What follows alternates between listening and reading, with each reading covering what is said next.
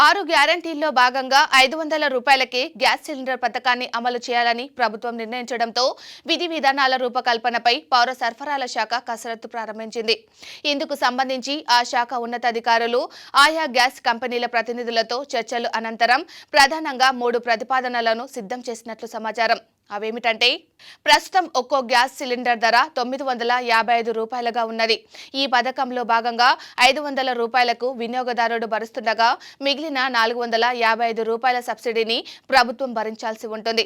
ఈ సబ్సిడీ మొత్తాన్ని ఎవరికి అందించాలనే అంశంపైనే ఈ 3 ప్రతిపాదనలు సిద్ధం చేసినట్లు తెలిసింది.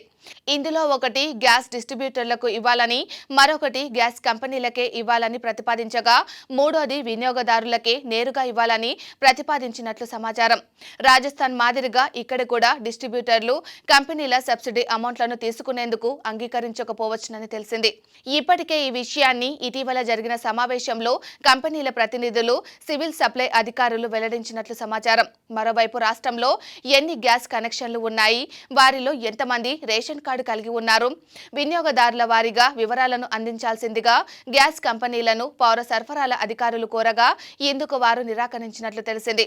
కేంద్రం నుంచి అనుమతి తీసుకోవాలని, అప్పుడే సమాచారాన్ని అందించగలమని చెప్పినట్లు తెలిసింది.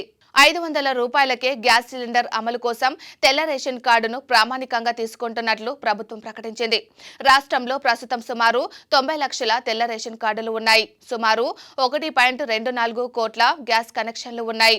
90 లక్షల తెల్ల రేషన్ కార్డులో సుమారు 64 లక్షల కార్డులకు మాత్రమే గ్యాస్ కనెక్షన్లు ఉన్నట్లు పౌర సరఫరాల శాఖ గుర్తించింది. మిగిలిన సుమారు 26 లక్షల కార్డులకు గ్యాస్ కనెక్షన్ లేదు. ఈ లెక్కన 64 లక్షల కార్డుదారులకు మాత్రమే 500కు గ్యాస్ కనెక్షన్ వర్తించే అవకాశం ఉన్నది. 64 లక్షల కార్డులకు 1747 కోట్ల రూపాయల ఆర్థిక భారం మాత్రమే ప్రభుత్వంపై పడనున్నది.